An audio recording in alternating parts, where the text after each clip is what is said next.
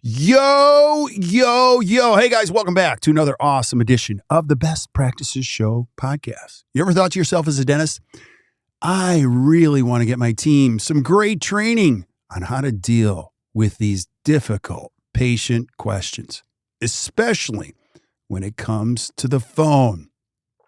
And then your next question would be, where do I find great training like that? Well, today, we're going to bring it to you. We did a webinar recently with one of our amazing coaches.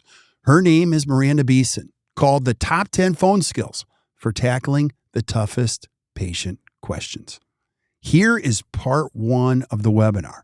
Please listen to this and please share it with your team members. I know you'll enjoy it, and we'll see you soon.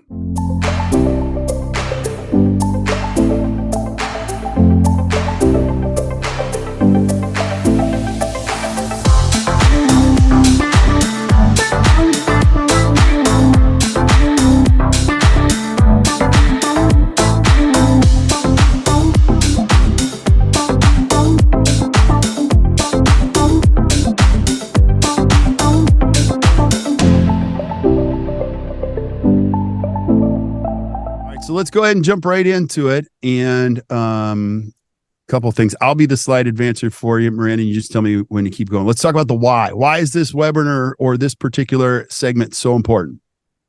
I'm really excited for this webinar today.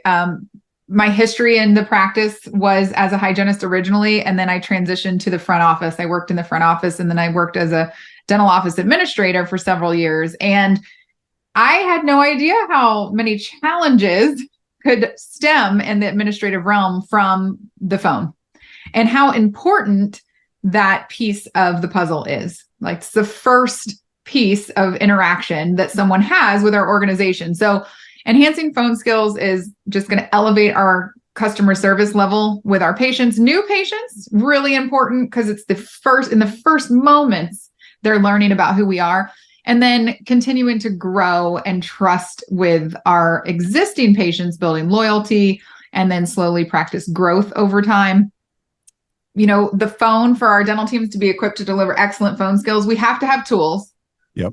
You know, we talk about E minus R equals C at ACT quite often. And if someone's frustrated with they're listening to recordings and what they're hearing on the other end of those phone skills, or they're not sure their administrative team is up to par, or maybe you're an administrative team member who just wants to do better, you're only going to get better if you have the tools, the techniques, the learning, the education, the verbal skills to help you improve and to be more confident when you're delivering interactions, especially over the phone with our patients. So our goal is going to be to focus on building rapport, focus on what some of those tools, techniques, some of the skills might be to help with effective communication strategies. Yeah. Two things I'll just piggyback on that is, number one, if you answer the phone in a dental practice, you don't represent the practice. You are the practice. Like, if I don't know you. So I don't want to add any extra pressure, but I also want to call out how important this role is. Now, in the same vein, I'll say this about admin team members. A lot of them, I have a special place in my heart for them because they are the most undertrained segment in all of dentistry. And you know who you are. If you're a dentist, listen to this. You hire a great admin team member. You say, welcome. I'm so excited to have you. Go. And the team member goes, where? Go up front. And then you as an admin team member get no training. You get thrown right into it. And you sit next to somebody at the front who's been there for 20 years. And she looks at you and says, welcome to the jungle. We're going to figure this out together. And that's the truth of training. So our goal here is to add some support and clarity to this role. And there's a huge lost opportunity. Tell us about that. So again, establishing rapport is a main piece. Another point to what you just said too is, like, administrative roles are sometimes the only role that someone could have no dental experience and come into the office. So it is really important for us to support them. And a big piece of it is feeling confident. If we're not confident, then we aren't going to guide that patient properly and deliver an experience for them that takes our care to an elevated level, our brand, our reputation to an elevated level. So there's a statistic that 60% of new patient calls don't convert to appointments. And a lot of that just comes down to the receptionist or the administrative team member on the other end of the phone not having the confidence or the tools to know how to close that call, how to ask for commitment and really move things forward. And if we're waiting for the patient to drive that call forward, they don't know where to go either, really. That's what they're reaching out to us for. So if we can provide the tools and the language and the confidence to help support administrative team members to guide those patients into their appropriate appointment path, then that's amazing. One of the things that we talk to with clients a lot is having new patient paths, knowing like new patients come into our office in 3 different ways: comprehensively, through a general hygiene path, or possibly through an emergency. And knowing as an administrative team member, when I'm on the phone with a new patient, I've been set up for success to be able to know how to guide a new patient into the right path and how to ask them for closure, and then make sure we get that appointment on the schedule and that we're going to be able to meet their needs and expectations. Yeah. So, yeah. Totally agree.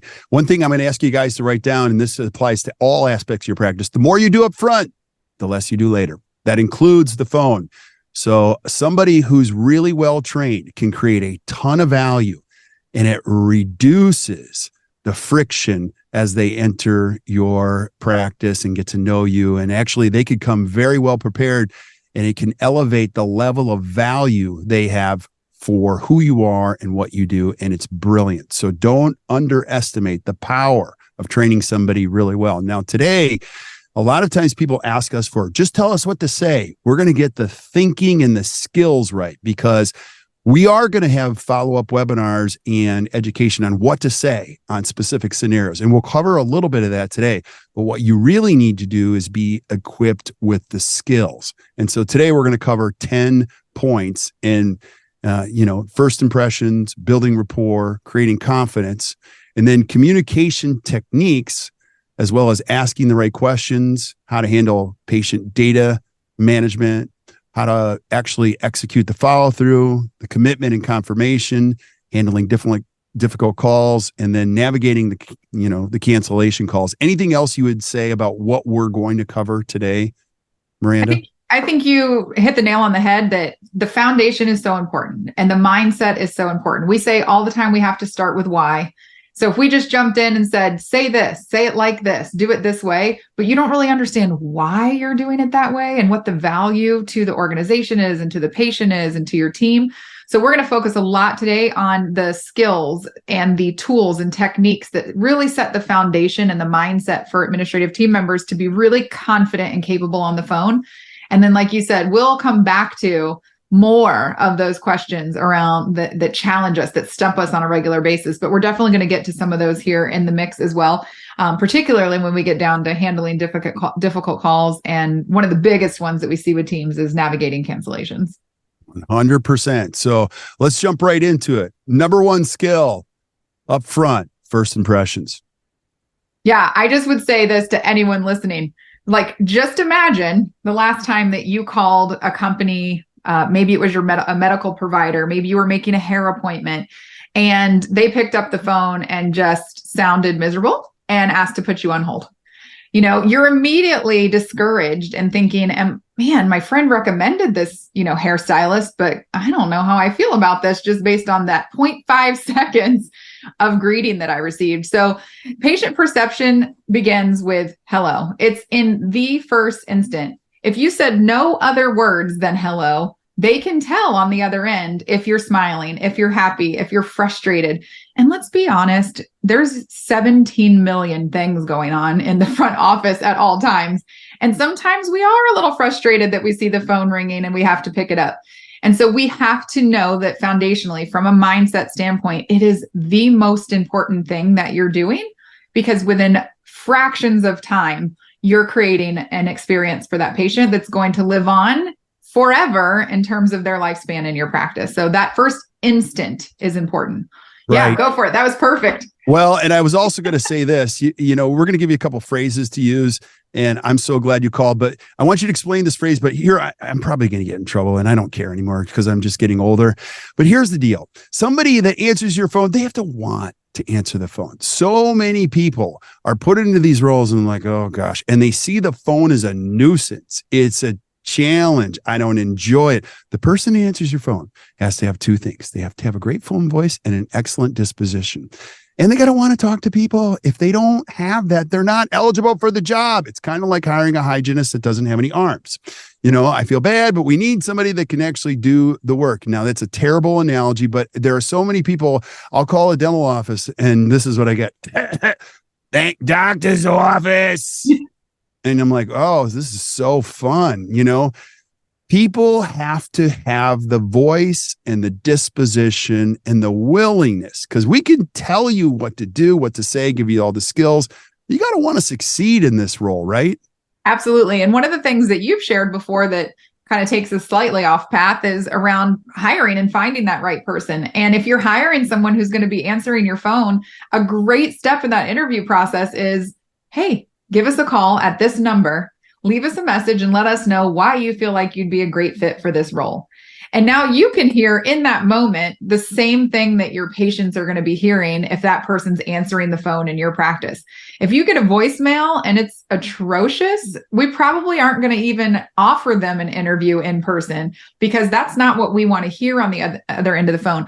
But if someone's leaving a warm, welcoming message, maybe their voice is elevated, you can tell that they like to chat, they're engaged. Absolutely, I'm going to welcome you into the practice and invite you to come in for an interview.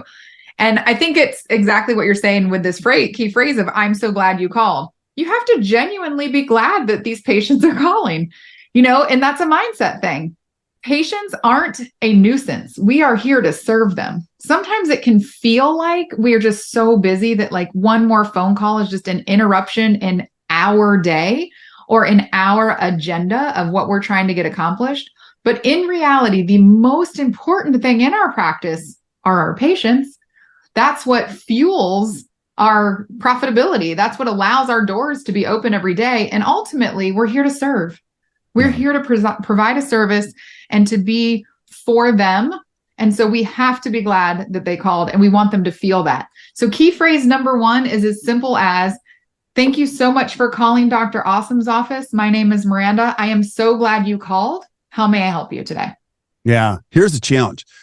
You as an admin team, be so good, and dentists, give your team member the opportunity to be so good that when the patient comes in, the patient says, you should give her a raise. She is really good. That's when and the other thing, I'll say this too, you should be getting regular compliments. People should be reaching out to you, talking to you, texting you, going, hey, I just want to let you know that person, they're good. They're really good. So it's just critically important. And then tell us about this. Yeah. So the person answering the phone, it can make or break the perception of your practice. So again, when I always, and we'll talk about this throughout the webinar, but I encourage people to listen to phone calls, listen to your own phone calls with patients, and the person answering the phone and the way in which they're conveying the message, it's going to be make it or break it. Especially if it's a new patient who's nervous already and they're not sure about you, they have no trust, they're coming from nowhere. How welcome you make them feel and how confident you are in being able to meet their needs, or at least let them feel that you'll be able to meet their needs, is going to be a yes or a no in terms of getting scheduled. Being warm, welcoming, professional, like they have to know that they're going to be well taken care of. If we think about the majority of people who come to the dentist, most of them are not super duper excited about it, right? Like we can all acknowledge that about what we've chosen to do as a profession. We hear all the time, I really hate having to come here. Or you hear your friends say, oh, I have to go to the dentist tomorrow. But if we can provide an experience or an environment, and it starts on the phone with them feeling comfortable, confident, safe, secure, like, oh, these people sound like they're going to take really good care of me. They sound so nice. Okay, I'm not quite as scared as I was before. So it totally can make it or break it. There is a question in the chat I'll answer really quick too, which is a great one. Is it okay to let it go to voicemail if you're with a patient? And that's a little bit of a loaded question, but I'll say this. It's so important to focus on the person that's in front of you, right? That's the most important interaction that you're having in the moment. And if you're in the middle of presenting treatment, then absolutely you need to have a secondary person to answer the phone that's ready and prepared expectation wise to take that on if you're busy and if it's your primary responsibility. Or Perhaps you have a concierge service or something that allows for it to go forward, but you make it very clear from expectations on that voicemail or with that service that we'll be getting back to you within a window of time. If you're just chatting with someone in the office, like there's a patient that you love and she's telling you about her shopping trip last week and you're done collecting payment, her next appointment's all set up. At that point, yes, we want to say like, oh my gosh, Jill, it's been so great chatting with you. I have a phone call coming in that I have to snag. Can't wait to see you next time on November 14th.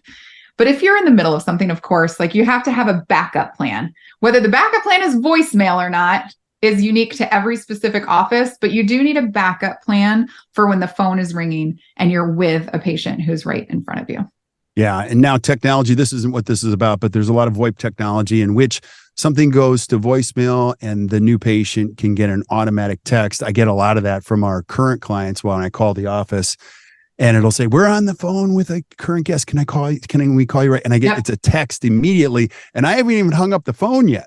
It's pretty darn cool. You can also see the metrics behind it. So there are ways that you can mitigate some of those challenges. And then, one of the big questions is, how does it sound to be on the other side of your call? Yeah. So I learned this at our Global Leadership Summit. As a leader, they were talking about what is it like to be on the other side of you as a leader? And I'm like, ooh, that's a really great question. And honestly, the same thing here, right? Imagine for just a moment what it would be like to be on the other side of your phone call. And think about what it is that you're trying to create as an experience for the caller and for the patient. And are you delivering that? And sometimes when you're listening to those calls, that's really the mindset that you want to be listening from is, okay, I'm a patient. Kind of like we tell people to come in and walk around the office like you're a patient, sit in the chair, look around from the patient's perspective. We do that with our environment, but let's do that as well with all of the patient experiences, starting with the phone. Let's listen to those calls and say, like, what would it be like if I was the patient on the other end of this call? Yeah, absolutely. So you got to have somebody who's the director of first impressions, who's really good at it. And then we got to transition to skill number 2, which is building rapport. Yes. So trust is one of the most important things in dentistry. We know that without trust, we will not maintain patient loyalty. We're not going to have case or treatment acceptance. We're not going to have referrals, internal referrals, reviews. Just in general, everything's based off of trust. Like we said before, it's a vulnerable place to be. It's not everyone's favorite place to be. And so it's kind of like taking your car to the shop and you're getting your oil changed. And it's like, well, you also need your timing belt and you also need your brakes are getting, and you're just kind of blindly trusting because it's the same thing. No one else knows what's going on in the mouth. They can't see what we see. So trust starts well before the patient gets in the chair. Yep. And so one of the key phrases that helps someone feel welcome and builds rapport right off the jump is, that is such a great question. Thank you for asking. Because it allows for them to go like, oh, okay. A lot of people are nervous about getting on the phone. And what am I going to say? What do I need to ask? Some people write it out. So if the first thing you respond with, I'm so glad you called. And then how can I help you today? And they ask a question and you respond with, that is a great question. Thank you for asking. Yeah. They're going to be so much more willing to trust in you to open up to provide you with more information. Yeah. And forget the phone. Like there are a lot of times I take a lot of CE and if I ask a question and somebody goes, that's a great, because I'm not the smartest person, but when I say I have a question and they go, that's a great question, a little bit of oxytocin goes through my body. I'm like, wow, I actually feel halfway smart. I feel like they're including me. I feel like I'm a little bit connected. So there is no such thing as a silly question. You want to validate somebody's question because, again, they're nervous to ask that. They're a little bit hesitant. And the thing that you have to understand about rapport that's really critical, all things being equal in the world, people always want to do business with their friends. Even when they're not equal, we want to do business with our friends. And in a world where I'm trying to find somebody to fix my refrigerator, fix this, fix that, I'm always going to go to the person that I have the rapport with and that I have the trust with, even if they're most expensive, because I can't stand it anymore. And so that is critical. So trust is a huge piece of the rapport. So you got to be able to, and then active listening is a huge piece of this. Tell us what that is.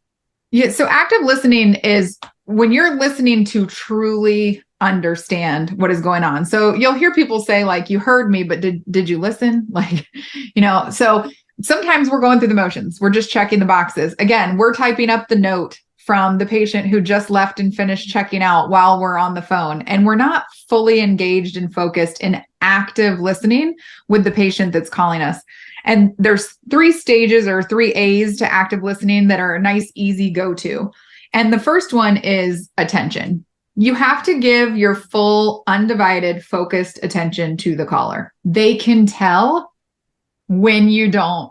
They can tell. If you call your friend who has 3 kids and she's shuffling kids back and forth to soccer and on the go and you're on the phone, you can tell that she's not fully engaged in the story that you're telling her about what happened to you that day. She's distracted. And so the same thing happens in the office. If we're dividing our attention, then they can feel it, they can hear it, and that's going to be a fail immediately in terms of building rapport. It's going to be the first break in that link of trust. So finding a way to give your full and undivided focused attention to the caller. A quick tip from my own experience is just have a little notebook that sits right next to you. Yeah. And when that phone rings, you write down what you were doing. Yeah. This is what I was doing right now. And then when the call's done, you can come back. What was I doing again? There it is. I was just going to do this. So if you guys can hear. Oh, I hate that. I hate when I hear the tap, tap, tap, tap, tap. Like, come on, seriously. Like, I'm telling you my life story and all I can hear is that you're typing back and forth. We hate it when people are typing. So I love the whole idea of writing it down because you can listen better. You can go where the patient wants to go. And the other thing that you're going to understand about typing is not an active listening process. It's very much a left brain process. When you're opening up Dentrix and you're trying to fill in all those boxes, you're not really listening. You have your own agenda. You're like, I get name, last name, social security, phone number, blah, blah, tap, like tap, tap, tap, tap, tap, tap. And let me give you another hint. No one reads your notes anyway. No one reads them. So I love what you're saying, Miranda. Have that little pad next to you and really ask them questions about what they've said. Yes, absolutely. And the second A that goes into that is your attitude. Your current mood and mindset matters. And not that we can ask anyone to, that old adage of like, leave your personal thing at the door. Like, we're people, we're human beings who have feelings, but we do have to have a way. If I'm frustrated by something that was just happening, or I just rushed in from lunch, I can't pick up the phone and make it sound like I had a rough morning or that I just rushed in from lunch. Every time you answer the phone, you're on stage. We talk about being on stage. We talk about like the Disney way. We're all cast members when we're on the floor kind of thing. Same thing when you pick up the phone. The moment you pick up the phone, you have to have a mindset of, I'm here to serve this person and I'm so glad they called. And if you tell yourself as you're picking it, oh, I'm so glad this person's calling, just like that, you're going to be resetting your attitude and they can feel it in the same way that they can feel if they have your full and undivided attention or not. Absolutely. And one more thing I'll just add about, I am a big fan of recording phone calls. So some dentists always ask that. And not because you're going to be auditing all the phone calls or that you have to micromanage everything. There's something weird that happens in every dental practice when everybody knows the phone calls are being recorded. Everybody sits up a little bit straighter. Everyone does it's just, there's a certain level of upping the game that just happens by knowing it's being recorded. Would you agree with that? It is. It's accountability ultimately. And sometimes it's self-accountability. And sometimes it's, if you're newer and you have someone training you, then it might be an external accountability. But just like anything else that we talk about in the practice and the benefits of accountability, that's what that is too. I'm a huge proponent, and we'll talk a little bit later about this, of self-evaluation and listening to your own calls and having a rubric that you're kind of measuring yourself against. Because somebody can tell me a million times that they don't think I'm doing good on the phone. But when I can hear it for myself, I always use the analogy of photography. And if someone's taking photos, an assistant's taking photos during training and we're reviewing them, and they can see like, oh, I was focused on the premolar. I should have been focused on the lateral. My horizontal plane's off. There's a cant in that image, or it's, it's not focused, something of that nature. That's amazing. We can work with that. You're right. The pictures were not great. But I love that you can see what would make them better. And it's the same thing on the phone. If I can hear it and say, I sounded a little sleepy, or I didn't do a very good job of thanking them. Oh my gosh, I didn't use their name one time on that call. That's different than like, I think I sounded amazing. Now I might have a bigger problem. Yeah. Love it. Love it. And tell us about adapting. Yeah, you have to be able to adapt or shift gears to meet the patient where they are. So this is where I talk about, it's not about our agenda. When you just mentioned pulling up the box, the Dentrix box, it's not just filling out every cell in that box. That is not the purpose of the call. This call is going to sound different with every patient. Now, you might hit the same high notes throughout that call with every patient, but if we're actively listening to where that patient's wanting to go on the call and what their needs are, we're adjusting our attitude to make sure that we're there to serve them, then we need to be able to also shift gears and go down the path that we need to go down to get them where they need to go. Yeah. Another question that's in the chat that feeds into this a little bit because it speaks to that key phrase that we mentioned was, it says, in a previous environment, I was required to use or repeat the person's question back to them rather than using something like, that's a great question, thanks for asking, to show the caller that we're listening and to build trust. And I would say you could do both, right? You can still thank the person and tell them that it's a great question. And you'll see some of that in what we talk about coming up around summary and confirmation. And did I hear you correctly? And just making sure that along the way that we're truly hitting all of the very important pieces for that patient. Yeah. I think it is important to thank them. We'll talk in a little bit about asking for permission. I think those things are really important pieces, but absolutely a key piece of active listening is summarizing or repeating back what you're hearing. Yeah, absolutely.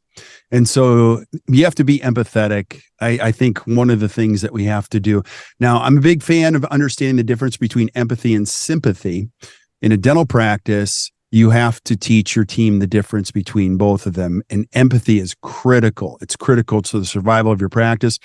But you can't be overly sympathetic to when people say, they're shameful. I get it. Like they're upset. They're not proud. And sometimes their life circumstances aren't the best. But you have to remember, my job as a healthcare provider is to be extremely empathetic. And you're calling the right place. I don't know what's going to happen, but I want you to know you're in excellent hands. I'm going to hand you off to our doctor, and she's awesome. And you're talking to the right person. So the support piece is critical, don't you think? Yeah. I mean, again, we're there to serve. We're in the healthcare service industry. And so ultimately when they call us, they're looking for support. They're looking to hear, I am so sorry that you're in this situation, but I've got you. Like you're in we're going to take care of this. And again, we talk about sympathy and empathy. Sympathy is like kind of looking down in the hole and going, I'm so sorry you're in that hole. But empathy is like climbing down in the hole and giving them a hug and going like, dude, it really sucks that we're in this hole. Yeah. But you know what? I know how I got down here. I can help us climb back out. And so if you climb down in that hole and you really put yourself in their shoes for a moment to understand where they're coming from, not to create bias within how you move forward later, right? To help them, but to say like, I get it. And don't worry, we've got you. Come on, you can lean on me. Let's do this. Yeah. The future of healthcare is really about advocacy, like being with people, being on their side, helping them through these challenges. So, and then you have to identify concerns and address them. Really, what does the patient really, really want and need? Not just what do you do? Yes. Most of the time, what I hear with teams is sure, let me get your insurance. When was the last time that you had a visit? It looks like you were in October. Do you have any x-rays that you can send us?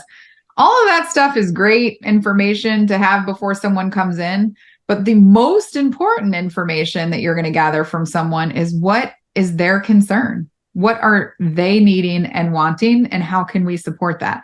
Again, it's not about my agenda. It's about theirs. They have something in mind when they're calling, and we have to identify it. If they don't say it out loud first, if all their question is, are you taking new patients? Do you take my insurance? That's not really why they're calling. They didn't wake up and go like, what I think I want to do today? Yeah. I want to make a dentist appointment. No, there's something that drove them to make a dentist appointment. They noticed something, they felt something, they heard something, they read something. There's something else that drove that motivation to pick up the phone. And it's our responsibility to step aside from our checklist and our agenda and really identify what that concern is and help them to understand how we can help them get there. Yeah. And I don't have this on the slide, but I think every office has got to find out why us and why now. We're pretty good at finding out why us, but a lot of times we don't find out why now. Like, okay, why now? Like one of my favorite is, I just inherited a bunch of money and I want to get my teeth. That's great. Kind of important to know. I've always wanted to redo my entire mouth, full mouth reconstruction, and I have this box of cash. Right. Or this is a good one. My 20th reunion is right around the corner. You have to know why. There's something that motivated them right this second to call. And what is it? I talk a lot about the buy-in cycle. Like we are selling a service. We're selling our practice and our doctor's skills and abilities. And in any service, before a purchase, it starts with the consideration phase. Right. And so there's an awareness that happens first before anyone goes into consideration, right? If I'm going to buy a new washing machine, I don't just go like, I think I should buy a new washing machine. My old one had to have broken, or it's not working as well, or something that created this awareness within me that I needed to start investigating, finding a new washing machine. In the same way in dentistry, like I said, people don't just wake up excited to call and make a dental appointment. Not many, some of us do. But usually there's an awareness that has occurred.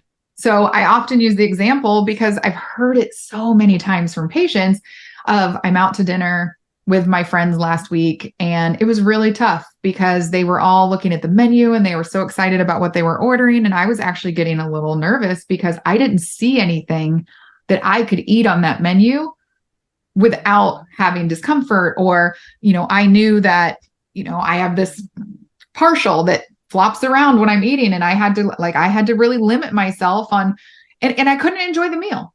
And I just decided in that moment, I have to do something. And that awareness is the trigger. And if we don't find out that awareness piece and that emotional buy-in from our patient and what their concern is and all I need to know is that you want to be able to go out to dinner and not even think about it and order anything you want on the menu. I got you. We can figure that out. There's a lot of different ways we can get you there. That's powerful. And that takes somebody a lot to share that kind of information. So, which is why the rapport is so important, right? Amen. Third skill you have to develop. Confidence. Tell us about that. A key phrase number 3 here is, yes, we do. We want to try to say yes as much as possible. Sometimes you can say yes, even when it's no. We have to figure out how to get around that. But we want to say, yes, we do. Are you taking new patients? Yes, absolutely. We're taking new patients. Do you work with my insurance? Yes, we sure do. And I'd love to explain to you how that works here in our practice. Do you guys do implants? Yes, we absolutely do. Tell me a little bit more about what it is that you're, looking for. So yes, we do is an immediate phrase that's going to help to build confidence. And if you say it with confidence, like you probably heard me just now, my voice, yes, we do. That's different than, yeah, we do that. Yeah, kind of, maybe. Right. So it's not just what you're saying, it is how you're saying it. But that's a big piece. Again, like you were saying earlier, if you're going to call a doctor or a dental office and they sound a little wishy-washy, like I think he's done crowns before. I think I might keep calling around. I'm not sure that this is the place for me. Yeah. You have to have confidence. Absolutely. So I think that's one of the things. And you also have to have trust in your doctor and the rest of the team too. So confidence cannot be fake. It will only last in short spurts. And this is why you have to take really good care of your team. Because a lot of dentists are like, yeah, I train my team members. And then you can see the look on the headman's team. They're like, I can't stand the person that I work for. So I think a big part of confidence is they got to believe in you. They got to believe in what we do. And that will often become more natural or instinctive when they're talking to other people about the practice. Such an important piece. And if you go ahead and pull up the bullets for this slide, the other ones, because I think they all tie into what you're just saying. So, go back. There we go. Offering information that builds the caller's confidence in your practice. sharing personal stories or other patients' successes, highlighting what you're really good at, sharing unique certifications or credentials of your provider. All of those things are so important, but how does your admin team know those things if you don't show them or tell them in some capacity? When I look at sharing personal stories or patient successes, if that's only kept in the clinical area and my administrative team doesn't know what's gone well with patients lately, we completed a case and no one up front has heard about it, seen it. We don't know what's going on. How do I know when I'm talking to someone on the phone that we kill it at veneers? And when we're talking about unique certifications and credentials, if you're going to COIS and if you're going and getting accredited, share it with your team, celebrate it, explain to your team what that means.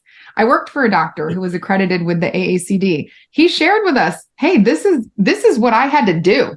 I had to do, like, it was a lot in order to get that accreditation. And then I felt so much more confident being able to tell people when they called what he accomplished and what he was going to be able to do with that for them. Another thing is case studies, right? If you're having team meetings, which you should be having, carving some time into your team meetings to show the whole team a case from start to finish to highlight what it is that we do here. Because a lot of times our administrative team members are not from a clinical background. And so they're just going off of like, I hear he's pretty good. But it's really our responsibility as leaders to make sure they're set up for success. And like you said, genuinely can express that confidence to the caller. That's so funny you said that. Can you imagine going to a great restaurant and a server comes up really nicely dressed and says, I think we got some kind of a fish tonight. I think it's good. And you go, have you tried it? No. I've actually never had anything to eat here. I've never had anything to eat here. So there's so many parallels that you can understand from that. A great server can sell it right at the table that you're like, ooh, I got to have that. And in a restaurant, just a little bit of insight in a restaurant, anything sold really well at the table, 50% of the table will often order the special. So, it's very important that when you have a team member, they got to be able to sell it. They have to understand it and they can convey. It's really about value. Kirk, we have a question, really important question that just came through. Do you personally have any experience being in the restaurant industry? Oh, that's question bait right there. I was leading question. I was a 3-time employee of the month at Applebee's. And it's one of my greatest accomplishments in college. We had no money. My dad made me work multiple jobs and I learned a lot. And what I learned, you guys, I could talk for half an hour about is that you create value at the table. You create value at the table and it's supported by what happens after that. You don't have to like Applebee's to like the story or the story behind the story, but it's important in that. And the other thing too, just speaking about the hospitality industry, you find somebody who's been in hospitality, they're often gifted with a lot of or trained with these things prior to even coming to a dental office. And so when it comes to like, you're going to love I love this one, you got to use this key phrase, talk about this one. You're going to love Dr. Awesome. You are going to love Dr. Awesome. Now, again, you don't have to take this like exactly to the word, but the concept of this phrase is what means so much to me. You can customize it to what it is that person is saying. So maybe someone's calling and telling you that they're looking for a new practice. They were with their last provider for 40 years. He was the nicest person. He knew my kids' names. He really took such good care of me. He even sent me flowers when my wife passed away. And you're going to go, you are going to love Dr. Awesome. He has such a strong relationship with all of our patients here. He even attended a patient's son's wedding last year, whatever the situation may be. If you want to tie it in to what it is that they're looking for in a provider. If they say, I really struggle with maintaining, I don't go regularly because it takes so much time. The last doctor that I worked for ran behind so much. I have to find someone new. I have a very busy schedule. You are going to love Dr. Awesome. One of the things that Dr. Awesome really does here in this practice is make sure that we are on time and that we respect your time. You're going to love him for that. Yeah, it's powerful. And I'll give you my favorite one I've ever heard. I heard a team member say this.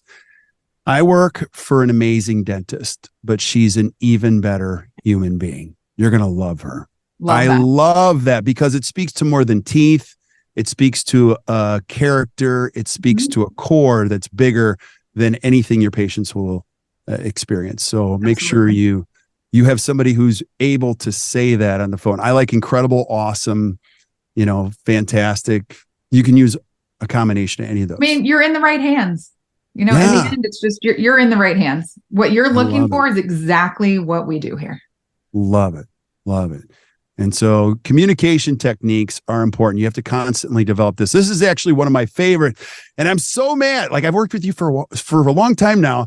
And she shared this in our To the Top Study Club. And I'm like, that's crazy brilliant. Tell us about name, number knowledge. It's really just the top 3 things when you're on the phone with a caller. I often relate this to a new patient call, but ultimately it can be any call. I need to know who I'm talking to. So first off, what's your name? So I always say again, thank you for calling Dr. Awesome's office. This is Miranda. Who am I speaking with? May I ask who I'm speaking with? Joe. Joe, I'm so glad that you called. Do you mind sharing your number with me, Joe? I want to make sure I have that information correct. I always say, don't say in case we get disconnected. That's what most people say, which implies we might have something going on over here, some shortcomings where we get disconnected with people. It's Right. Just get their name so that you can use it. And we're going to talk about using it repeatedly. Get their number because things do happen. You get busy, you get going with your call, you get to the end and you're like, oh my gosh, I scheduled them and I didn't even get their phone number. It's a very important piece of information. So get their name, get their number. And then the key is go right into knowledge. Not knowledge about their dental history or knowledge about their x-ray history or about their insurance plan, knowledge about who they are and what their expectations are for a visit with you. Yeah. So one of the easiest things to ask someone is just, what are you hoping to achieve at your first visit with us? Like, Joe, thank you so much for calling. Do you mind sharing your number with me? Or you can even say, because now we have it on our VoIPs most of the time, like the number I see here is yada, yada. Is that correct? Great. So tell me what it is that you're calling for today and how I can help you best. Just something open-ended that helps to identify that concern. What was the awareness? What's the motivation for their call? Something aside from those logistical components that we usually jump right into. It's that emotional buy-in piece that we're looking for here. Yeah. Now, this is actually one of my favorite pieces of the webinar. Don't skip over this. This is super brilliant if you can use this framework, because in our last To the Top Study Club, one of the questions came up is like, how do I strategically schedule as PPOs are flooding my phones and I still have these fee-for-service patients trying to call and trying to get in? Well, they're getting pushed further and further and out. So PPO, my practice is going to be overtaken by these patients because the volume is so big. And this is for another webinar, another session. But when you follow what Miranda has shared, name, number, knowledge, instead of saying, why are you calling? What insurance do you have? You're succumbing to the pressure of those calls. And now you're left to whatever calls come in because your team members have been trained. Get them all in. And so now you look up and you're like, holy moly, my schedule is all PPO. You can go slow enough and then you can find the time slot for this person. This might be somebody who needs comprehensive dentistry soon, right away. And now you can strategically schedule. Now, there's a whole bunch of questions that'll come from that. But what I'm going to offer this is this framework. Stick to it. And what you'll be able to do, my point is this, you'll be able to choose where they best fit in the practice and what time slot if you go slow enough and you're intentional enough. Yeah, that's the big piece is it. The question that's going to come from that is, well, they're going to ask about their insurance right off the jump. Probably. So we're going to answer and then come back to knowledge. Right. Great question. Thank you so much for asking that question. I have all the information that you're going to need to understand how your insurance will work here. What's most important to me first is understanding you and who you are and what you're going to need from us, because I want to make sure we're the right fit. So let's talk about that just a little longer. I made a note here that that's important to you. We're going to come right back to your insurance, I promise. Love it. Take it and set it to the side. We're not discarding the concern or the question. We're just going to set it over here until we really get where we need to go. We need to use clear and concise language. Really important to mirror their communication style and speed. I talk about DISC often and love incorporating DISC and personality styles into how we communicate with patients. But if you aren't trained in DISC, if you don't even know what I'm talking about right now when I say DISC, One of the easiest things to do to modify how you communicate to your patients in their style is to just listen to how they're communicating with you. If they're upbeat and talking fast and moving forward, then you need to elevate and talk a little faster and be engaged and bubbly. If they're talking really slowly and you can tell they're taking time between questions and answers to think and process, then you better slow down too and give them the time that they need to think and process. So just listening to their tone, their pace, and their speed of communication, and then mirror that. If I'm on a call with someone who's nervous, who's a very analytical thinker, and I'm a boisterous, energetic person, it can scare them away. So we want to listen for that and then start to shift and adapt, right? We talked about the 3 A's earlier, adapt a bit to mirror their tone. Yeah. And we want to stay positive. Have a positive tone and a positive attitude. They can hear it. This is what I mentioned earlier. They can hear it if you're frustrated. They can hear it if you're distracted. They can hear it if someone just made you mad. So it's important to purposefully pay attention to where you are with your energy and try to adapt and shift when you need to. If you catch yourself, just fix it right there in the moment. Love it. I love it. And a key phrase in this skill. Key phrase number 5. Thank you, please, and may I. So I'm from the South and manners are very important. You don't have to say sir and ma'am. We don't have to go that far, but we do want to express gratitude. We do want to say please, and may I is so important. I think we overlook in all aspects of the dental office, the asking for permission. I think that I use this phrase information receptacles quite often, that patients are just information receptacles, right? Like this bin that's overflowing with all this information that we're dumping in that they may or may not even want. And so if we stop first and we ask them, may I share something with you that might help you with that? And we're getting permission, they are now opening themselves up and they're not going to be as closed off and defensive and skeptical of whatever comes next. So thank you, please. Those are common courtesies. And then I love may I from the standpoint of asking for permission. Yeah. And I love it when team members even say, with your permission, yep. May I do this? Yep. And it's a great lead in to those phrases. So critically important. I love the manners thing. It's crazy that we have to teach that now, but it's true. We do. Well, we have to do it. We were just talking about that with our kids and people walking in the door behind them. And it's like, stop and hold the door for the person behind you. Right. That's common courtesy. Right. And then this one comes up a lot. This is very important in using somebody else's name repeatedly. Yes. I think this is part of what ties into number 1 and where the name comes in first. Introducing yourself so they know your name and then learning their name and using it throughout the conversation. It customizes and makes them feel so important and so special. You don't want to do it so excessively that it feels awkward, but we do want to say, again, Joe, as I shared, such and such. Okay, Joe, I have one more thing to tell you before we wrap up today. All right, so we have you scheduled on November 14th. Joe, is that date secure with you? Did you mark it in your calendar? The more we use that person's name and customize, they don't feel like just a number. Right? It's back to them feeling like it's norm for those of you that are of my generation. Right. Pretend for a second that you're talking to me. I have the attention span of a gnat. So I can tell you what's important to me. But when you say Kirk, it brings me back to what are you saying? Because I could be distracted with my phone going off, other things going on. It brings my brain right to you right away. Okay. Yes. So. 100%. And I think it's important to have loose scripting. We're not huge fans at ACT of real scripting. We like to have communication alignment within teams. Right. And it's specifically within departments so that we all are saying the same things, generally the same way. So when I say loose scripting, I don't want you to sound like a robot. I don't, where you call an IT person and you can tell that, oh, she said this, let me switch to that screen. Yes, ma'am. No robots. We want it to still be you uniquely communicating, but there's a framework that we're going to follow. And that's where you talked about having something to write on. It's great to have a call form. I have a new patient call form, an emergency call form, whatever it may be, something that you can have to go, I'm checking all the boxes. So it's this loose framework, boundaries, scripting over here, but I'm still going to talk distinctly and adapt in the call how I need to. Love it.